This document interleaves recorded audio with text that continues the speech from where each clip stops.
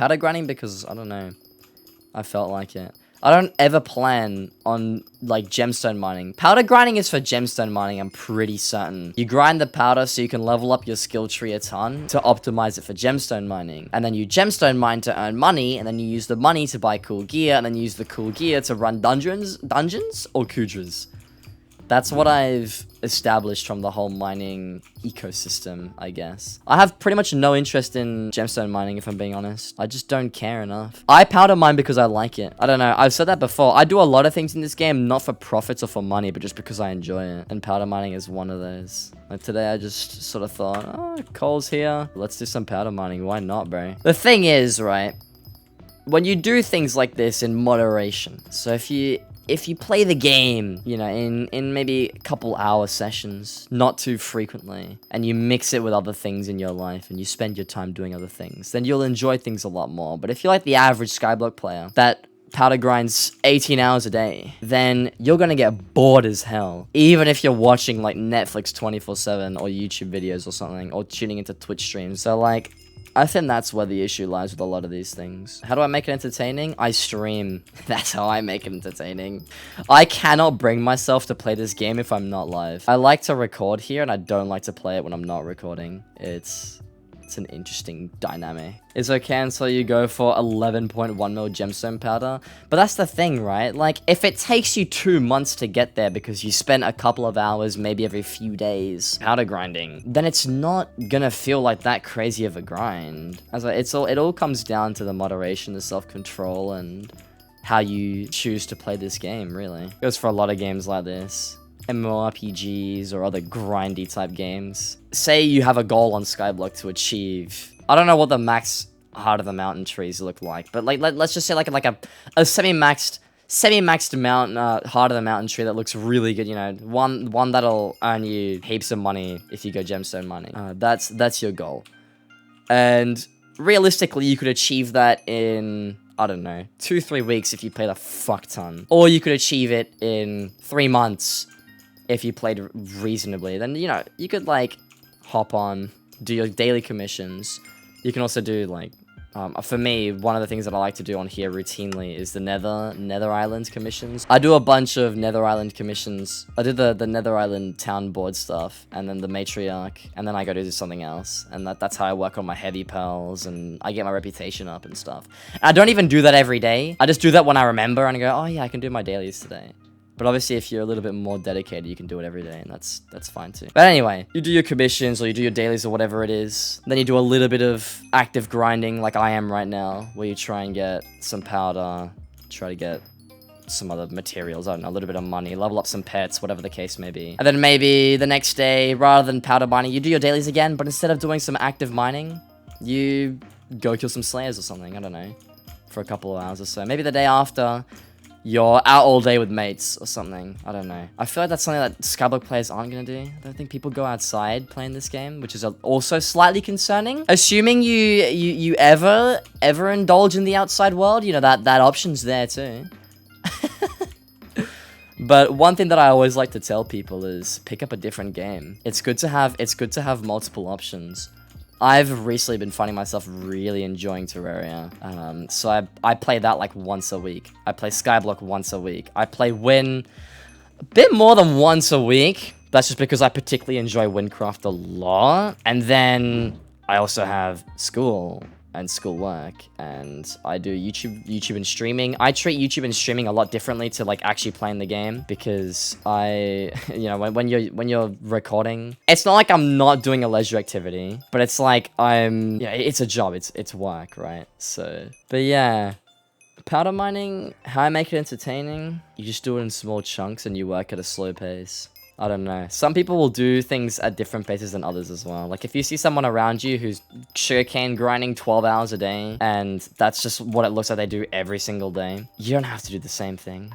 You don't have to follow in their footsteps. Whether the reason for it is because they thoroughly enjoy it, or because they feel like they have an obligation to do so, doesn't matter. You don't gotta do that if you don't want to. I feel like a lot of people on here are very competitive attitude to this game, and it's like, oh, but this person plays this amount of hours, or this person plays this amount of hours a day, and they're this good, and they have this amount of money, and they have this level of skills, and it's like, I need to do the same thing, therefore I'm going to play this amount of time and blah blah blah, and then they end up burning out and they get bored of the game and they complain and they're like, I'm addicted and whatever, and it turns into a shit show, bro. Just don't do that. I don't know. That might be easier said than done, but it's definitely unhealthy. How do I make money? You want to hear the secret, bro? You want to hear my extreme secret to extreme wealth and riches? You guys are you're never gonna guess this, bro. You're never gonna guess this. And you know what? Place your bets. What do you think I do to earn money? Everyone chat around. What do you think I do to earn my coins, guys? Foraging, guys. Foraging, contraband. Interesting. Minions, flipping. Flipping and minions. Nothing. Bingo. That's it, bro. that's where my money comes from. I play this game for fun and I enjoy myself, and the money comes. I literally made a video where I ran Kudras 50 times, and I spent time prepping that video. And all that time, the way that I looked at it, it was like a business thing for me, because YouTube's my business, you know, it's like my job or whatever, because, you know. So I spent a couple hours every day, and I grinded the keys. Then I did the 4.5-hour grinding session. And then when I finished, it was like 100 mil in profit. And I was like, what the hell? This made me 100 million coins. And I was like, that's sick. You know, that's really cool. But I didn't see it as I'm trying to farm my keys and then do this and then I'll make so much. No, I didn't see it like that ever. I just did the Kudras because I enjoyed it. I thought it was fun. I was just playing the game and having a good time. And then boom. 100 mil out of nowhere. That's how it felt to me. When in reality, it was about 20 hours of grinding. You know, maybe 20, 25. And when you break it down, the hourly rate on that isn't very good. But the end result, the outcome of the fact that I enjoyed the whole process, I got a video out of it, I got 2 videos out of it. And just the way that I looked at it is what made it fun. And that's what made it worthwhile. It's being able to do things like that. That's where my money comes from. I just play the game, I do things that I want to do, and the money comes. I've been doing that with literally every game that I play like this. I do the exact same thing on Wynncraft. That's how I started out. I just played the game, I leveled a class, I completed all the quests on that game, and in the end, you know, now I'm on that game, I'm sat with a really high net worth, similar to on Skyblock. Actually, my Skyblock and my Wynn net worth, they're pretty much equivalent, I guess. I don't know, it's hard to compare the 2 different games. Anyway, the point is that's just what I do. There are some deliberate situations where I do try to make a fair bit of money, though. I always bring this example, but way back, like, maybe 9 months now, I don't know. A long time ago, what I would do to make active profit is, during spooky festivals, I would flip lily pads and sponges.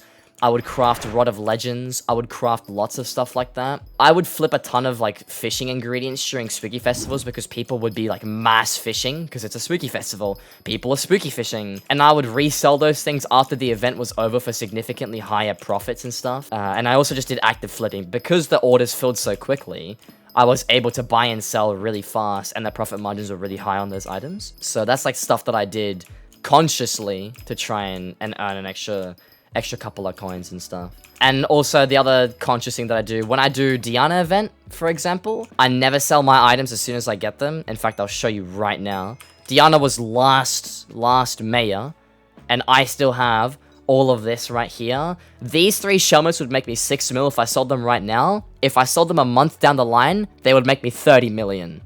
There's a big difference between people who play smart and people who are impatient and stuff. So there are some things that you can do like that to also boost your net worth with, like, very little effort. Just playing smarter. Think smarter, not harder. That's the common saying. You got to think, well, when do I think is the best time to sell? When do I think she's going to be elected again? Do I sell after 2 weeks? Do I sell after 3 months? You know? And I've always profited with Diana majorly like that. I've sold plenty of shelmets at 10 mil plus.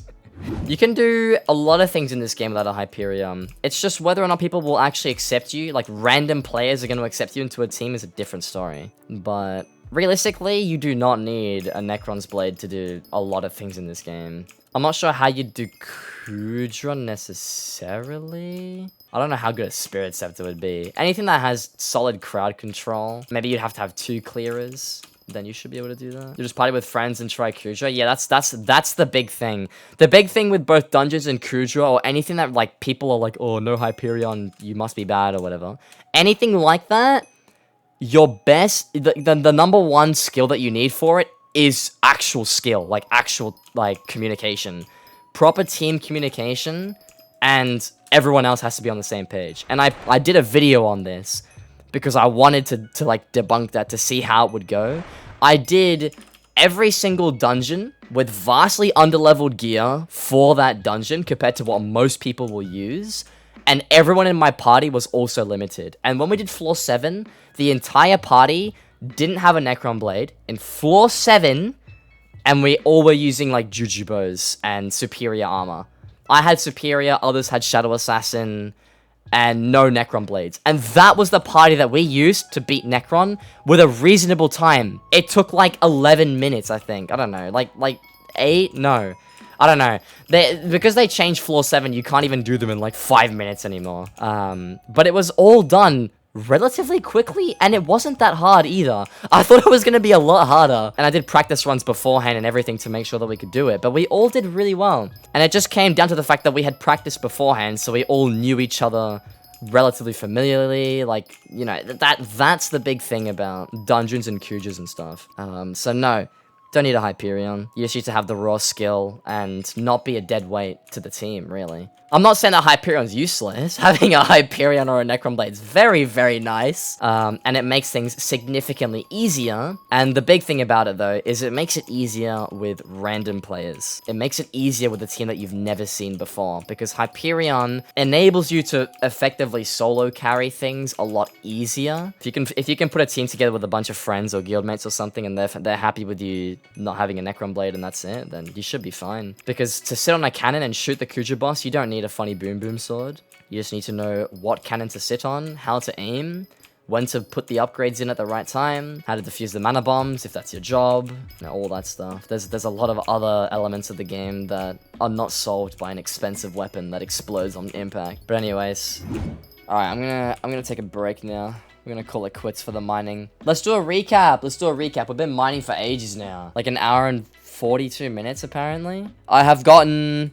what is this, 17 wishing compasses and 3 ascension ropes. This is clearly the best gear that came out of everything we got today. In all seriousness. We have also a common armadillo I ended up getting. An electron transmitter, 4 synthetic hearts, 2 FTX 3070s, 6 Robotron reflectors, 2 control switches and 2 super light motors. I don't know if these are worth much. You guys can infer from that what you will. As for the hardstone, let's have a look. We got quite a bit of hardstone. I don't even know how much money this is worth. Alright, how much do I get from insta-selling everything? I have 192k in, like, gems. I got 225 flawed sapphire gemstones, guys. That's really cool. And some other random garbage. And then from my inventory, I have 500k if I insta-sell it. But I'll probably just sell offer, because I already took it out of my pouch. Cool, we made like, I don't know, 600k, which I didn't really expect, but that's cool, I guess. I mean, we did do some powder mining. I think the most important part is the fact that I got a bunch of gemstone powder we can now spend, so I can buy that once. Great. All that effort, and I can buy 1 Great Explorer. That's crazy. Oh, man. Alright. Well, it's level 14, so 1 more level of 15, then I can get my mole level up to 71. But that's pretty cool. Anyways. Mining done. I still think it's weird how Skyblock is so developed now. It's been out for probably like 3 years-ish, I think. And they still play full vanilla. It's the community who make the texture packs and stuff. Generally, when there's you know, big projects like this on Minecraft servers, they retexture things themselves to make more sense. Having every weapon to be an iron or a gold sword is kind of silly, and it's also hard to differentiate, but